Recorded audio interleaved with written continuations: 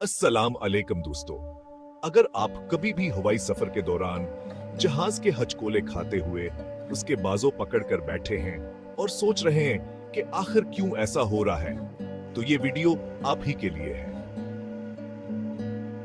आज हम हवाई जहाज में हलचल मचाने वाली वजूहात पर रोशनी डालेंगे। सबसे पहले हमें यह समझना होगा कि हलचल या टर्ब्यूलेंस दरअसल क्या है। ये बुनियादी तौर पर फजा में मौजूद गैर मुस्तहकम हुआ है। इसकी सबसे बड़ी वजह मौसमी हालात हैं। जब गर्म हवा ऊपर उठती है और ठंडी हवा नीचे आती है, तो यह एक तरह का हवाई दरिया बन जाता है जो हमारे सफर को थोड़ा साचकूलों से भर देता है। लेकिन मौसम ही वाहिद वजह नहीं है। जहाज जिस इलाके के ऊपर से गुजरता है वह भयास हलचल का सबब बन सकता है।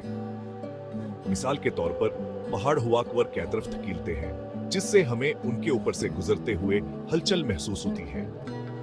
तो और हमें जेट स्ट्रीम्स को भी नहीं भूलना चाहिए। ये बुलंद फजा में चलने वाली तेज हवाएं जो 200 मील फी घंटा की रफ्तार से चल सकती हैं। तो इस बारे में हम क्या कर सकते हैं? ठीक है, जब बात रोकथाम की आती है तो हम ज्यादा कुछ नहीं कर सकते, लेकिन ये समझना कि हलचल सफर का एक आम हिस्सा है इसे कम खौफनाक बना सकता है।